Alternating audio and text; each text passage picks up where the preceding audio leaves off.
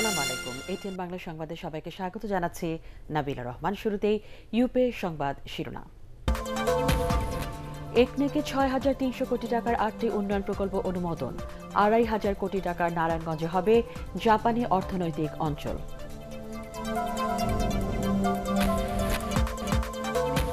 কারাবন্দী খালেদা জিয়ার সুচিকিৎসার দাবি বিএনপির। পরীক্ষা নিরীক্ষার জন্য শিগগিরই তাকে নেওয়া হবে বঙ্গবন্ধু মেডিকেলে, বলছেন স্বরাষ্ট্রমন্ত্রী। পুরান ঢাকার আরও 12টি কেমিক্যাল ও প্লাস্টিকের গুদাম বন্ধ করে দিল টাস্কফোর্স। পুরো সংবাদ। ২,৫০০ কোটি টাকা ব্যয়ে নারায়ণগঞ্জে জাপানি অর্থনৈতিক অঞ্চল নির্মাণ সহ মোট ৬,২৭৬ কোটি টাকার ৮টি প্রকল্প অনুমোদন দিয়েছে জাতীয় অর্থনৈতিক পরিষদের নির্বাহী কমিটি একনেক। ঢাকায় এনইসি সম্মেলন কক্ষে প্রধানমন্ত্রী শেখ হাসিনার সভাপতিত্বে অনুষ্ঠিত বৈঠকে এসব প্রকল্প অনুমোদন দেওয়া হয়। আরও জানাচ্ছেন নিয়াজ জামান সজীব। প্রকল্পগুলোর জন্য বরাদ্দ করা এ অর্থের ৩,৩১৪ কোটি টাকা পাওয়া যাবে সরকারি তহবিল থেকে, বাকি ২,৯৬২ কোটি টাকা পাওয়া যাবে বিদেশি সহায়তা থেকে। অনুমোদিত প্রকল্পগুলোর মধ্যে অন্যতম হল উপজেলা, ইউনিয়ন ও গ্রাম পর্যায়ে সড়কে সেতু নির্মাণ। এছাড়া রয়েছে হিন্দু ধর্মাবলম্বীদের ১৮১২টি মন্দিরের সংস্কার ও উন্নয়ন, রয়েছে দেশের অন্যতম বৃহত্তম অর্থনৈতিক অঞ্চল নির্মাণের প্রকল্প। জাপানিদের জন্য বিশেষ করে এবং তাদের সঙ্গে আমাদের দেশীয় থাকতে পারে জয়েন্ট হিসাবে একটি অর্থনৈতিক অঞ্চল করা হবে নারায়ণগঞ্জ জেলার ২,৫০০-এ। মোট ব্যয় হবে ২,৮৮২ কোটি টাকা, ১৮ লক্ষ। এটা আমাদের বেজা ইতিমধ্যে করছে, সেইভাবেই এটা করা হবে, মানে অবকাঠামোগত উন্নয়ন করে দেওয়া হবে, তারপরে তারা তাদের বাকিটা করবে। পরিকল্পনা মন্ত্রী এম এ মান্নান সাংবাদিকদের আরও জানান, এবারের একনেক বৈঠকে নতুন মহাসড়ক নির্মাণের বদলে রেল ও জলপথের উন্নয়নে নতুন পরিকল্পনা নেওয়ার নির্দেশ দিয়েছেন প্রধানমন্ত্রী। যেহেতু সারা দেশের নেটওয়ার্ক ছড়িয়ে পড়েছে, সড়ক নেটওয়ার্ক, রেল নেটওয়ার্ক আগে থেকেই ছিল, সেটা কিছুটা পিছিয়ে পড়েছিল, এবং আকাশ নেটওয়ার্কও ইদানিং আপনারা দেখেন খুব ভালো চলছে অনেকগুলো জায়গায়। নদীর নেটওয়ার্ক আমাদের বাপদাদার সময় থেকে ছিল, এখনও কিছু আছে, বাট এইটা কিছু কিছু জায়গায় নদীর নাব্যতার সমস্যা কমে গেছে। আমাদের আইডিয়া হলো যে এইগুলা, যেমন আপনি যদি এমন সময় আপনি চিন্তা করতে পারেন, চিটাগং থেকে টিকিট কিনলেন, ট্রেনে ঢাকায় আসলেন, নেমে আপনি সদরঘাটে গিয়ে আপনার টাইমের সঙ্গে মিলানো লঞ্চ পেয়ে যাবেন, ওই টিকিট দিয়ে আপনি বরিশাল বা খুলনা যেতে পারবেন। আইডিয়া, ডোন্ট সে যে it will be done tomorrow. এই ধরনের চিন্তাভাবনা করে আমরা একটা জাতীয় গ্রিডে আনাচ্ছে, সেখানে প্রাইভেট সেক্টর যারা আছে তারাও পার্টিসিপেট করবে। এবছর ফেব্রুয়ারিতে দেশে মূল্যস্ফীতির হার বেড়ে ৫.৪% হয়েছে বলেও জানান পরিকল্পনা মন্ত্রী। Niaz Zaman Sajib, ATN Bangla, Dhaka. BNP chairperson Begum Khaleda জিয়ার সুচিকিৎসার দাবি জানিয়েছে বিএনপি। দলটির মহাসচিবের নেতৃত্বে ৬ সদস্যের প্রতিনিধি দল স্বরাষ্ট্রমন্ত্রীর সাথে দেখা করে এ দাবি জানান। মন্ত্রী জানান, মেডিকেল বোর্ডের সিদ্ধান্ত অনুযায়ী তার চিকিৎসার ব্যবস্থা নেওয়া হবে। তবে শিগগিরই খালেদা জিয়ার স্বাস্থ্য পরীক্ষার জন্য বঙ্গবন্ধু শেখ মুজিব মেডিকেল বিশ্ববিদ্যালয় হাসপাতালে নেওয়ার কথাও জানান তিনি। আরও জানাচ্ছেন মোর্শেদ আলম। ২০ ফেব্রুয়ারি নাইকো দুর্নীতি মামলায় আদালতে হাজির না হয় খালেদা জিয়ার শারীরিক অবস্থার অবনতির অভিযোগ তোলে বিএনপি। সবশেষ ৩ মার্চ দলের মহাসচিব দেখা করতে গেলেও তার অসুস্থতার কথা জানান খালেদা জিয়া। এসব বিষয়ে আলোচনা এবং আবারও রাজধানীর একটি বেসরকারি হাসপাতালে তার চিকিৎসার দাবি নিয়ে মঙ্গলবার বিকেলে স্বরাষ্ট্রমন্ত্রীর সাথে দেখা করেন বিএনপি মহাসচিব মির্জা ফখরুল ইসলাম সহ স্থায়ী কমিটির ৬ সদস্য। দেশনেত্রী বেগম খালেদা জিয়ার অসুস্থতার বিষয়ে এবং তার সুচিকিৎসার জন্য স্বরাষ্ট্রমন্ত্রীর কাছে এসেছিলাম। তিনি আমাদের কথা মনোযোগ দিয়ে শুনেছেন এবং তিনি বলেছেন যে তার সুচিকিৎসার জন্য যা করবার আছে তিনি তা করবেন। পরে স্বরাষ্ট্রমন্ত্রী জানান, উচ্চ আদালতের নির্দেশে গঠন করা মেডিকেল বোর্ড গত ২৪ ফেব্রুয়ারি কারাগারে খালেদা জিয়াকে দেখতে গিয়ে কিছু পরীক্ষা নিরীক্ষার সুপারিশ করেন। এছাড়া একদিন পরপর খালেদা জিয়াকে দেখতে যান বঙ্গবন্ধু মেডিকেল বিশ্ববিদ্যালয়ের একজন চিকিৎসক। বঙ্গবন্ধু হাসপাতালে এই পরীক্ষাগুলি করার জন্য বলেছেন। বোর্ড যেভাবে সিদ্ধান্ত দিয়েছেন সেই সিদ্ধান্ত বাস্তবায়ন করার জন্য আমরা ব্যবস্থা নিচ্ছি এবং আমরা প্রয়োজনে তাকে আবারও বঙ্গবন্ধু হাসপাতালে আমরা পাঠিয়ে দেব। বঙ্গবন্ধু হাসপাতালে সেখানে বোর্ড দেখবে, বোর্ড যা প্রয়োজন মনে করে সেই ধরনের চিকিৎসা আমরা তাকে দেব। স্বরাষ্ট্রমন্ত্রী আরও জানান, খালেদা জিয়ার সুচিকিৎসার জন্য কারাবিধি অনুযায়ী সব ধরনের ব্যবস্থা নেবে সরকার। মোর্শেদ আলম, এটিএন বাংলা, ঢাকা।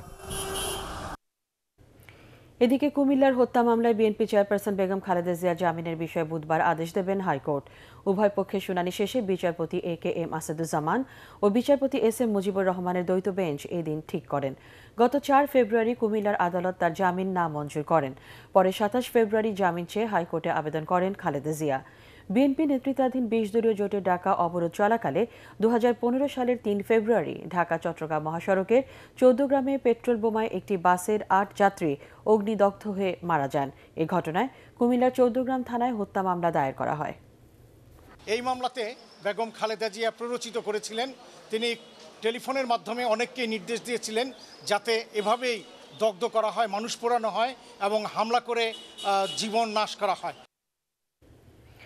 এদিকে রাজধানীর পুরান ঢাকার বিভিন্ন এলাকায় অভিযান চালিয়ে আরও 12টি কেমিক্যাল এবং প্লাস্টিক পণ্য তৈরির কাঁচামালের গুদাম বন্ধ করে দিয়েছে এই সংক্রান্ত টাস্কফোর্স। সেই সাথে ওইসব হোল্ডিং নাম্বারের বিদ্যুৎ সংযোগ বিচ্ছিন্ন করে দেওয়া হয়েছে। তবে এই অভিযান নিয়ে ক্ষুব্ধ প্রতিক্রিয়া জানিয়েছেন ব্যবসায়ীরা। ফজলে রাব্বি জানাচ্ছেন বিস্তারিত। বকশীবাজারের বিসমিল্লাহ সোসাইটির বাড়িতে অভিযান চালিয়ে প্লাস্টিকের পণ্য তৈরির কাঁচামালের গুদামের সন্ধান পায় টাস্কফোর্সের একটি দল। গুদামটি সরিয়ে নিতে বাধ্য করতে ভবনটির বিদ্যুৎ সংযোগ বিচ্ছিন্ন করে দেন তারা। একইভাবে Urdu road, Agamasi lane, Hosni দালান সহ পুরান ঢাকার বিভিন্ন এলাকায় অভিযান চালিয়ে 12টি বাড়ির পরিষেবা বিচ্ছিন্ন করে দেয় টাস্কফোর্সের 5টি দল। তবে কোনো ধরনের অগ্রিম নোটিশ না দিয়ে বিদ্যুৎ সেবা বিচ্ছিন্ন করার অভিযোগ এনে ক্ষুব্ধ প্রতিক্রিয়া জানান ভবন ও গুদাম মালিক এবং এলাকার মানুষ। আমাদের এই ফ্যাক্টরির কারণে এই বিল্ডিং কোনো ঝুঁকিপূর্ণ নাই, এখানে কোনো দায়িত্ববোধত্ব কোনো কিছু নাই। একটা আগুন একটা কাপড় ভিতর জ্বলে বাবা, জ্বলে না। আবার এই যে একটা সিলিন্ডার গ্যাস উঠাইতে হইব, সিলিন্ডারে গ্যাস আগুন লাগতেছে, মানুষ দুনিয়ার মারা যেতেছে। স্থানান্তরের জায়গা বরাদ্দ না দিয়ে গুদামগুলো বন্ধ করে দেয় এই অভিযানের গ্রহণযোগ্যতা নিয়ে প্রশ্ন তুলেছেন প্লাস্টিক প্যাকেজিং ওনার্স অ্যাসোসিয়েশনের ভাইস প্রেসিডেন্ট। বলেছে আমরা এখানে দিব, তোখানে দিব, তারা কি তারা কাগজ দেখায় রাখছে, দিয়েছে আমাদের সময় দিবে, আমাদের সব ফ্যাক্টরি এখান থেকে চলে যাবে, কেউ থাকবে না। আমাদের সরকার যেখানে জায়গা দিব ওখানে চলে যাবো, আমরা কেউ থাকবো না। তবে টাস্কফোর্সের একটি দলের নেতৃত্ব দেয়া ঢাকা দক্ষিণ সিটি কর্পোরেশনের প্রধান স্বাস্থ্য কর্মকর্তা ব্রিগেডিয়ার জেনারেল শরীফ আহমেদ খান বলেন, এই অভিযান অব্যাহত থাকবে। এই কাজে পুরান ঢাকার মানুষের সহযোগিতাও চান তিনি। আপনারা নির্দিষ্ট জায়গায় চলে যান, খালি করে দেন, এবং আমাদের সামনে যারা খালি করছে গত 3 দিনেও দেখেছেন, আমরা ডিসকানেক্ট করছি না।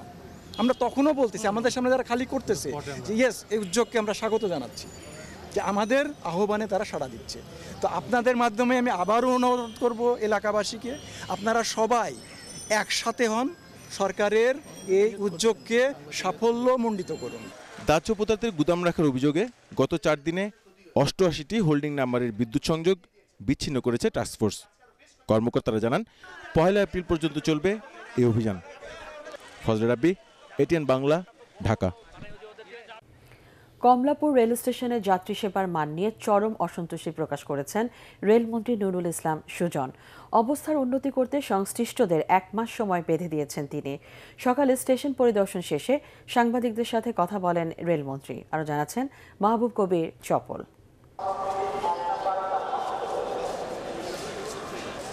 আগেও বহুবার কমলাপুর রেল স্টেশনে গেছেন নুরুল ইসলাম সুজন, তবে মন্ত্রী হবার পর এবারই প্রথম পরিদর্শনে গেলেন দেশের অন্যতম স্টেশনটিতে।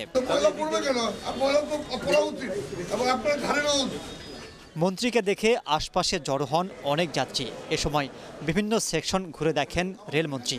পরে সাংবাদিকদের জানান কোনো কিছুই ঠিক মতো চলছে না এই স্টেশনে। আমাদের প্যাসেঞ্জার সার্ভিস থেকে শুরু করে টিকেটিং ব্যবস্থা, আমাদের রেলওয়ের যে সময়, আমাদের যে আমার তথ্য প্রযুক্তির যে ব্যবহার, প্রতিটা ক্ষেত্রে আমাদের অনেক কিছুতে ঘাটতি আছে। সমস্ত ব্যবস্থাবিদে তো আমারও অসন্তুষ্টি আছে, কারণ আমার সন্তুষ্টিটা হবে আপনাদের সন্তুষ্টির উপরে। আমাদের যারা যাত্রী, যারা ট্রেনে চলাফেরা করে, তাদের সন্তুষ্টির সঙ্গে তো আমার সন্তুষ্টি জড়িত। এর আগেও অনেক মন্ত্রী কমলাপুর রেল স্টেশন পরিদর্শন করেছেন, কিন্তু বাড়েনি সেবার মান। নতুন মন্ত্রীও আশ্বাস দিলেন অবস্থা পরিবর্তনের, কর্মকর্তাদের দিলেন আলটিমেটাম। আজকে 5ই মার্চ, আগামী 5ই এপ্রিল আমি আবার এই রেল স্টেশনে ভিজিটে আসবো। এর ভিতরে যদি আপনারা এই জিনিসগুলো ইমপ্রুভ করতে না পারেন, তাহলে যারা যারা দায়িত্বে আছেন তাদের বিরুদ্ধে অন্তপক্ষে আমরা ব্যবস্থা গ্রহণ করব, যে আপনারা এই স্টেশনটিকে চালানোর জন্য যে ধরনের আপনাদের যোগ্যতা থাকা প্রয়োজন, সেটা আপনারা দেখাতে পারছেন না। ট্রেনের টিকিট করতে জাতীয় পরিচয়পত্র বাধ্যতামূলক করার যে সিদ্ধান্ত হয়েছে কিছুদিনের মধ্যেই তা বাস্তবায়ন করা হবে বলেও জানান রেলমন্ত্রী। ন্যাশনাল আইডেন্টি কার্ড ছাড়া। মাহবুব কবির চপল, এটিএন বাংলা, ঢাকা। এবারে ডাকসু নির্বাচনে ভোটার প্রায় 43,000, এর মধ্যে নারী 17,000। তবে ডাকসুর শীর্ষ পদে এবার প্রতিদ্বন্দ্বিতায় নেই কোনো নারী প্রার্থী। ছাত্র নেতারা বলছেন, আবাসিক হলগুলোতে নানা চাপ আর প্রভাবে আতঙ্কেই প্রার্থী হতে চাননি মেয়েরা। রিপোর্ট হাবিবুর রহমান অভির। ডাকসু নির্বাচনের আর মাত্র 5 দিন, চূড়ান্ত হয়েছে প্রার্থী ও ভোটার তালিকা। আনুষ্ঠানিক প্রচার প্রচারণায় দারুণ ব্যস্ত ছাত্র নেতা আর প্রার্থীরা। ভোট চাওয়ার সাথে মুখে মুখে নানা প্রতিশ্রুতি তাদের। প্রাচ্যের অক্সফোর্ড খ্যাত ঢাকা বিশ্ববিদ্যালয় ক্যাম্পাসে এখনো অনেক সংকট।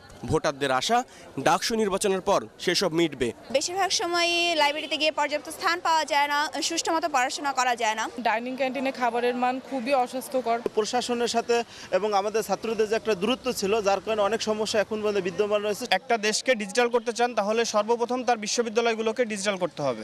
স্বপ্নের ঢাকা বিশ্ববিদ্যালয় বিনির্মাণের জন্য আমরা সবাই যেটি চিন্তা করি, সেই জায়গা নিয়ে যাওয়ার জন্য আমাদের প্রার্থী ভোটার আমাদের সবারই এই আকাঙ্ক্ষাটি এখন দেখা দিয়েছে।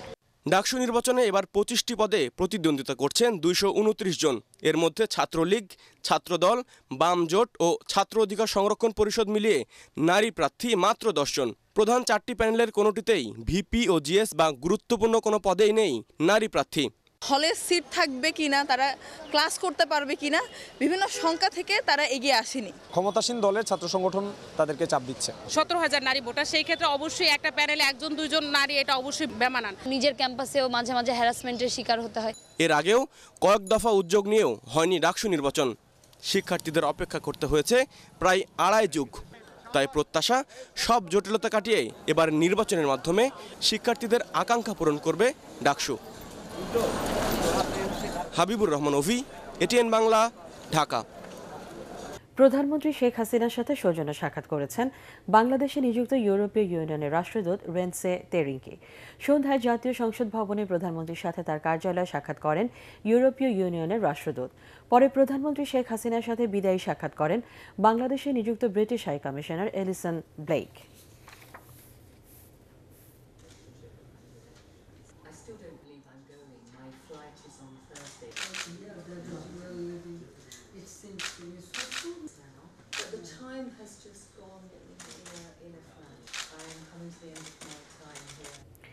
একদলীয় শাসন ব্যবস্থা দীর্ঘস্থায়ী করতে ক্ষমতাসীনরা বিএনপিকে ধ্বংসের ষড়যন্ত্র করছে বলে অভিযোগ করেছেন দলটির মহাসচিব মির্জা ফখরুল ইসলাম আলমগীর। বিএনপির ভারপ্রাপ্ত চেয়ারম্যান তারেক রহমানের কারাবন্দী দিবস উপলক্ষে জাতীয় প্রেস ক্লাবে এক আলোচনা সভায় তিনি এই অভিযোগ করেন। তার দাবি, জনগণই বিএনপির মূল শক্তি। শুধু দল নয়, জাতির প্রয়োজনে যে কোনো অন্যায়ের বিরুদ্ধে বিএনপি নেতাকর্মীদের রুখে দাঁড়ানোর আহ্বান জানান মির্জা ফখরুল।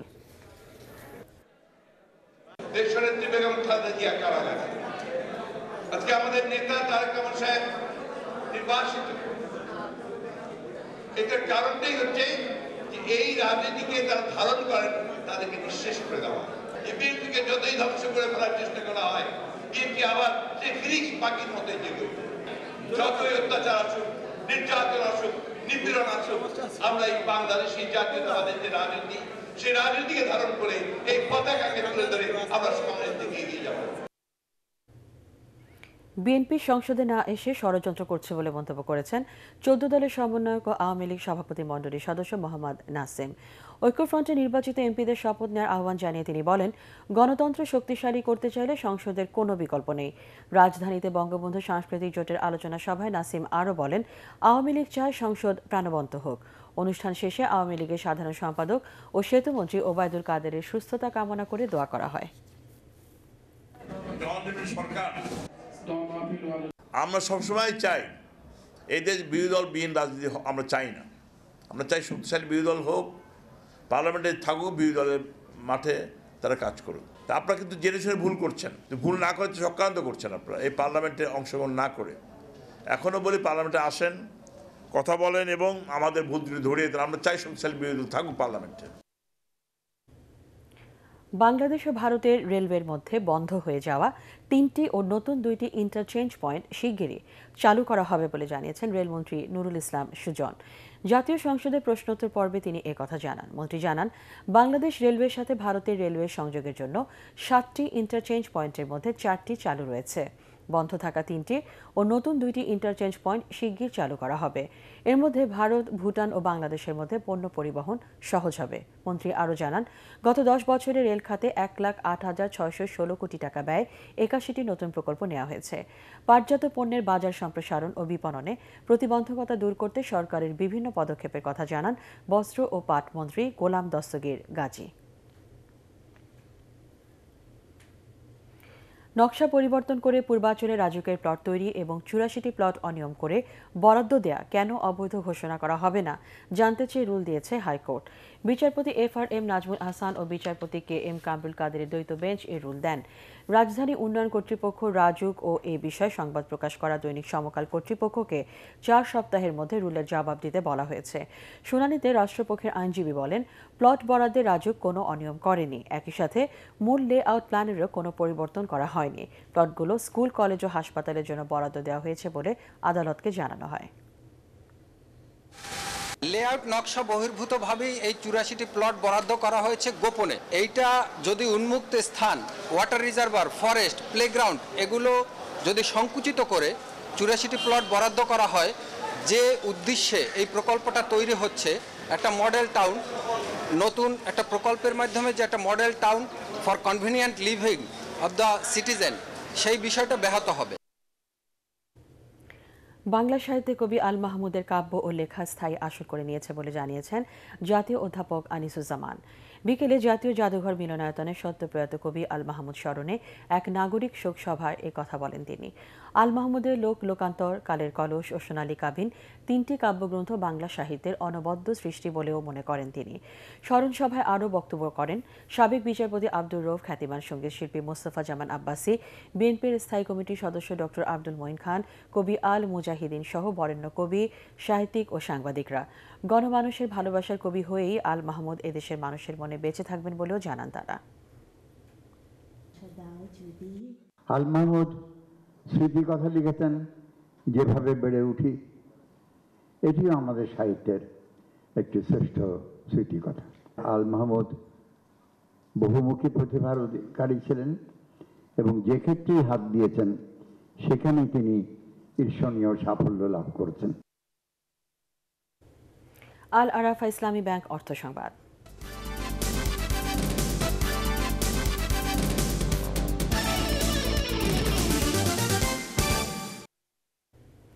আল আরাফা ইসলামী ব্যাংক লিমিটেডের chairman Alhaj Abdus Samad Labu Bangladesh association of banks BAB-র ভাইস চেয়ারম্যান নির্বাচিত হওয়ায় ATN বাংলা, ATN নিউজ ও newsad.com এর পক্ষ থেকে তাকে শুভেচ্ছা জানানো হয়েছে। ATN বাংলা ও ATN নিউজের চেয়ারম্যান ডক্টর মাহফুজুর রহমানের পক্ষে আলহাজ আব্দুস সামাদ লাবুর হাতে ফুল তুলে দেন ATN বাংলার senior vice president Mohammad Shafiqul Islam ও ATN নিউজের বিপণন প্রধান আল আমিন খান। আল আরাফা ইসলামী ব্যাংকের ব্যবস্থাপনা পরিচালক, পরিচালনা পর্ষদের সদস্য সহ ঊর্ধ্বতন কর্মকর্তারা এ সময় উপস্থিত ছিলেন। আল আরাফা ইসলামী ব্যাংকের chairman Alhaj Abdus Samad Labu Bangladesh association of banks BAB-র ভাইস চেয়ারম্যান নির্বাচিত হয় তাকে শুভেচ্ছা জানিয়েছে public relations association of banks PRAB। এ সময় ভবিষ্যতে PRAB-কে সব ধরনের সহযোগিতার আশ্বাস দেন আব্দুস সামাদ লাবু। PRAB-এর সভাপতি শামসুদ্দোহা শিমু, সাধারণ সম্পাদক জালাল আহমেদ স্বপন ও সাবেক সাধারণ সম্পাদক মনিরুজ্জামান টিপু ও নির্বাহী কমিটির সদস্যরা এ সময় উপস্থিত ছিলেন।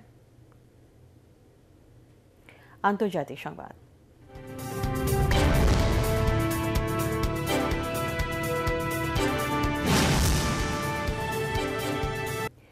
আসন্ন মার্কিন প্রেসিডেন্ট নির্বাচনে দ্বিতীয়বার প্রার্থী হওয়ার সম্ভাবনা নাকচ করে দিলেন সাবেক পররাষ্ট্রমন্ত্রী হিলারি ক্লিন্টন। নিউ ইয়র্কে নিউজ 12 টিভি চ্যানেলকে দেওয়া সাক্ষাৎকারে তিনি জানান, সরকারি পদপদবিও তার আকাঙ্ক্ষিত নয়। এর পরিবর্তে নিজের মতাদর্শের প্রচার ও প্রসারে আজীবন কাজ করে যাবেন হিলারি। অনেকেই মনে করতেন 2020 সালেও প্রেসিডেন্ট ডোনাল্ড ট্রাম্পের বিরুদ্ধে লড়বেন এই ডেমোক্র্যাট নেত্রী।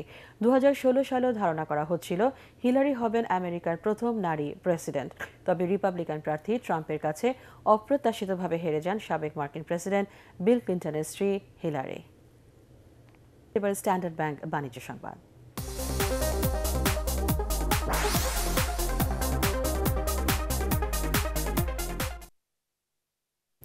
চট্টগ্রামে দেশের সবচেয়ে বড় ইসলামিক জ্ঞানের আয়োজন ফ্রুটিকা ইসলামিক জিনিয়াস প্রতিযোগিতার বাছাই পর্ব অনুষ্ঠিত হয়েছে।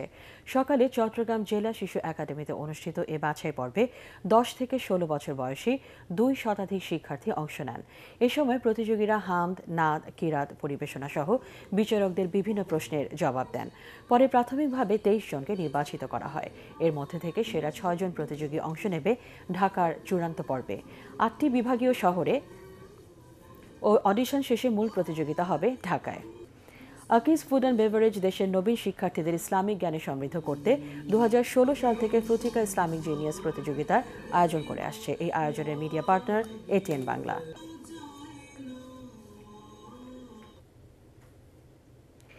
ঢাকা বিশ্ববিদ্যালয়ে অনুষ্ঠিত হলো লজিক্যাল থিংকিং অন ডেভেলপমেন্ট শীর্ষক আলোচনা সভা।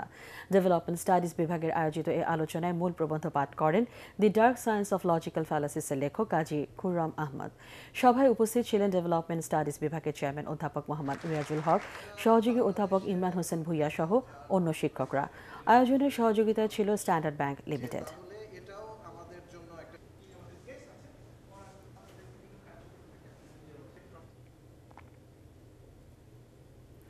রাজধানী লি মেরিডিয়ান হোটেলে অনুষ্ঠিত হলো সাস্টেইনেবল কংক্রিট সলিউশন শীর্ষক সেমিনার। লাফার্জ হোলসিম বাংলাদেশের অঙ্গ প্রতিষ্ঠান হোলসিম সিমেন্ট আয়োজিত এই সেমিনারে প্রকৌশলীরা টেকসই কংক্রিট সলিউশন নিয়ে নিজেদের ভাবনা তুলে ধরেন। এতে প্রধান অতিথি ছিলেন লাফার্জ হোলসিম বাংলাদেশের প্রধান নির্বাহী রাজেশ সুরানা। মূল প্রবন্ধ উপস্থাপন করেন বাংলাদেশ প্রকৌশল বিশ্ববিদ্যালয়ের অধ্যাপক ডক্টর শামসুল হক। এ সময় অন্যান্যের মধ্যে উপস্থিত ছিলেন লাফার্জ হোলসিমের রিসার্চ অ্যান্ড ডেভেলপমেন্টের ম্যানেজার জেরাল্ড মিশেল।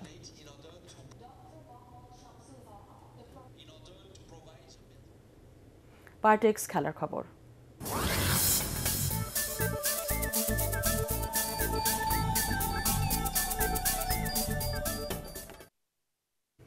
শেখ রাসেল ক্রীড়াচক্রকে 1-0 গোলে হারিয়ে প্রিমিয়ার ফুটবল লিগে শীর্ষে ফিরেছে বসুন্ধরা কিংস। নীলফামারীতে শেখ কামাল স্টেডিয়ামে খেলার 57 মিনিটে একমাত্র গোলটি করেন Brazilian midfielder Marquis D Silva. 9 ম্যাচে 8 জয় ও 1 ড্রয়ে 25 পয়েন্ট নিয়ে লিগ টেবিলে সবার ওপরে বসুন্ধরা। অন্য ম্যাচে গোপালগঞ্জের শেখ ফজলুল হক মনি স্টেডিয়ামে ব্রাদার্স ইউনিয়নকে 3-0 গোলে হারায় মুক্তিযোদ্ধা সংসদ ক্রীড়াচক্র। আর বঙ্গবন্ধু জাতীয় স্টেডিয়ামে আরামবাগ ক্রীড়া সংঘকে 1-1 গোলে ড্র করে রুখে দিয়েছে রহমতগঞ্জ মুসলিম ফ্রেন্ডস অ্যান্ড সোসাইটি। এএফসি অনূর্ধ্ব 16 ফুটবল চ্যাম্পিয়নশিপে চূড়ান্ত পর্বে আরও ভালো করার প্রত্যয় বাংলাদেশের কিশোরীদের। দেশে ফিরে বাফুফে ভবনে সংবাদ সম্মেলনে এমনটাই জানান দলের অধিনায়ক মারিয়া মান্ডা।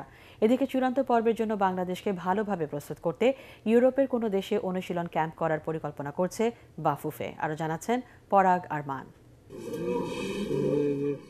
এএফসি অনূর্ধ্ব 16 চ্যাম্পিয়নশিপের দ্বিতীয় বাছাইয়ে রানার্স আপ হয়ে মিয়ানমার থেকে বীরের বেশে দেশে ফিরল বাংলাদেশের কিশোরেরা। লক্ষ্যে পৌঁছানোর আনন্দ খেলোয়াড় কর্মকর্তাদের মধ্যে। আগামী সেপ্টেম্বরে থাইল্যান্ডে এএফসি অনূর্ধ্ব 16 চ্যাম্পিয়নশিপের চূড়ান্ত পর্বটি আসলে 2020 সালে ফিফা অনূর্ধ্ব 17 বিশ্বকাপেরও বাছাই, যে কারণে বাংলাদেশের নারীদের সামনে এখন বিশ্বকাপে খেলার হাতছানি। এখন তো 6 মাস বাকি আছে, আর আমাদের ফাইনাল রাউন্ডে খেলার জন্য আমরা তেমনভাবে প্রস্তুত নেব, আমরা যেন আরো ভালো কিছু করতে পারি আর আরো শক্তিশালী টিমের সাথে যেন আরো ফাইট করতে পারি। দলের সিনিয়র খেলোয়াড় আঁখি খাতুন জানান চূড়ান্ত পর্বে আরো ভালো ফলাফল করা সম্ভব। জাপান, অস্ট্রেলিয়া, কোরিয়ারও ভালো ভালো টিম থাকবে, ভালো মানে ট্যালেন্টেড প্লেয়ার থাকবে। তো আগে থেকে আমরা অভ্যসিত হয়ে গেছি আর আমরা চেষ্টা করব ভালো টিমের সাথে ভালো ফাইট করার। বাংলাদেশের কিশোরীরা যাতে চূড়ান্ত পর্বের জন্য নিজেদেরকে ভালো মতো প্রস্তুত করতে পারে সে ব্যাপারে চেষ্টার কোনো কমতি থাকবে না বলে জানান ফেডারেশনের সহসভাপতি তাবিথ আউয়াল। আমরা অবশ্যই ওনাদেরকে যত কোয়ালিটির প্রশিক্ষণ দেওয়া যায় আমরা কোনো চেষ্টায় আমরা ত্রুটি রাখবো না। থাইল্যান্ডে 8 দলের লড়াইয়ে সেরা 3-এ থাকতে পারলেই বাংলাদেশের মেয়েরা বিশ্বকাপে খেলার টিকিট পাবে। পরাগ আরমান, এটিএন বাংলা, ঢাকা। এদিকে 5 মাস পর আন্তর্জাতিক ম্যাচ খেলতে আগামীকাল দুপুরে কম্বোডিয়া যাচ্ছে বাংলাদেশ ফুটবল দল। 9 মার্চ কম্বোডিয়ার রাজধানী নমপেনে স্বাগতিকদের বিরুদ্ধে প্রীতি ম্যাচ খেলবে লাল সবুজের পতাকাধারীরা। গত বছরের 10 অক্টোবর কক্সবাজারে বঙ্গবন্ধু গোল্ড কাপের সেমিফাইনালে ফিলিস্তিনের বিপক্ষে সবশেষ আন্তর্জাতিক ম্যাচ খেলে বাংলাদেশ। এ উপলক্ষে বাফুফে ভবনে এক সংবাদ সম্মেলনে উপস্থিত ছিলেন জাতীয় দলের প্রধান কোচ জেমি রে ও ন্যাশনাল টিম ম্যানেজমেন্ট কমিটির চেয়ারম্যান কাজী নাবিল আহমেদ সহ অন্য কর্মকর্তারা।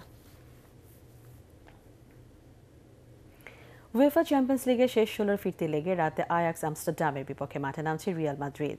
তবে প্রথম লেগে আয়াক্সের মাঠে 2-1 গোলে জয়ী হয়ে কিছুটা সুবিধাজনক অবস্থায় রিয়াল। যদিও গত এক সপ্তাহে ঘরের মাঠে চির প্রতিদ্বন্দ্বী বার্সেলোনার কাছে দুবার হেরে বেশ নাজুক অবস্থায় টানা 3বারের চ্যাম্পিয়নরা।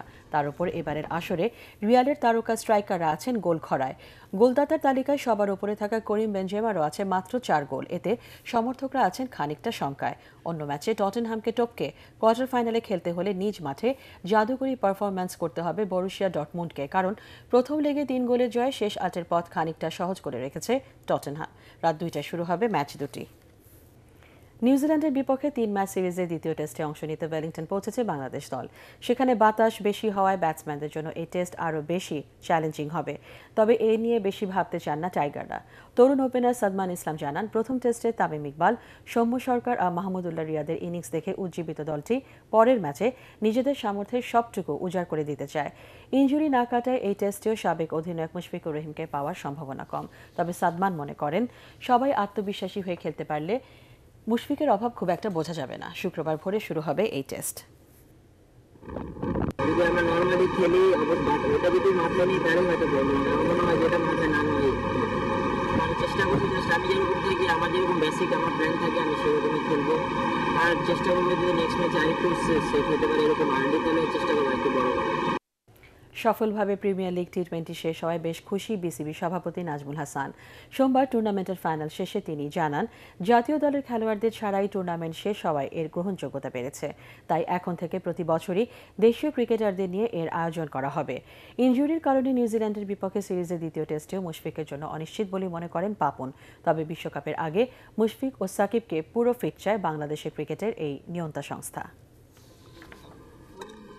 ন্যাশনাল প্লেয়াররা ছাড়া এবং বিদেশি প্লেয়ার ছাড়াও যে একটা প্রতিদ্বন্দ্বিতাপূর্ণ একটা টুর্নামেন্ট হতে পারে যেটা নাকি বাংলাদেশের মানুষের আগ্রহ আছে, সেটা দেখে খুব ভালো লেগেছে। যেহেতু এটার সাথে এখন আর ন্যাশনাল টিমের প্লেয়ারদের থাকা না থাকার কোনো বাধ্যবাধকতা নাই, সেই জন্য আমি মনে প্রাণে বিশ্বাস করি এটা এখন চালু হয়েছে এবং এখন থেকে এটা থাকবে। আর সাকিব ও যদি সম্পূর্ণ সুস্থ না হয় তাহলে আইপিএল খেলবে কিভাবে? মানে এমন তো হতে পারে না যে শুধু আমাদের ন্যাশনাল টিমের জন্য অসুস্থ আর আইপিএল এর জন্য সুস্থ হতে পারে না। মানে আমরা তো চাই সে খেলুক, সে আইপিএলও খেলুক, আমাদের জন্য মানে ন্যাশনাল টিমের জন্য খেলুক। কাজে সম্পূর্ণ তার সুস্থতার উপর নির্ভর করছে। তৃণমূলে কারাতে খেলা ছড়িয়ে দিতে 15 মার্চ থেকে যশোরের ঝিকরগাছে শুরু হচ্ছে ওয়ালটন আন্তর্জাতিক কারাতে প্রতিযোগিতা। দুদিনের এই প্রতিযোগিতায় স্বাগতিক বাংলাদেশ সহ ভারত ও নেপালের 200 কারাতেরা অংশ নেবেন। পুরুষ ও নারী বিভাগে 16টি ইভেন্টে এই প্রতিযোগিতা অনুষ্ঠিত হবে। এ উপলক্ষে হকি ফেডারেশনে এক সংবাদ সম্মেলনে উপস্থিত ছিলেন স্পন্সর প্রতিষ্ঠান ওয়ালটনের নির্বাহী পরিচালক ইকবাল বিন আনোয়ার। আরও ছিলেন বাংলাদেশ কারাতে ফেডারেশনের সাধারণ সম্পাদক হাসানুজ্জামান মনি ও ঝিকরগাছা কারাতে একাডেমির সাধারণ সম্পাদক রফিক। এটিএন বাংলা প্রতিযোগিতার মিডিয়া পার্টনার। শেষ করার আগে ইউপের সংবাদ শিরোনাম জানিয়ে দিচ্ছি আরেকবার। একনেকে 6,300 কোটি টাকার 8টি উন্নয়ন প্রকল্প অনুমোদন, 2,500 কোটি টাকা নারায়ণগঞ্জে হবে জাপানি অর্থনৈতিক অঞ্চল।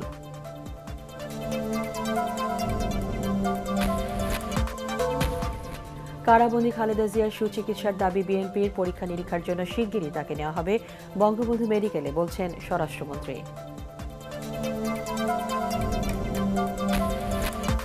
পুরান ঢাকার আরও 12টি কেমিক্যাল ও প্লাস্টিকের গোদাম বন্ধ করে দিল টাস্কফোর্স।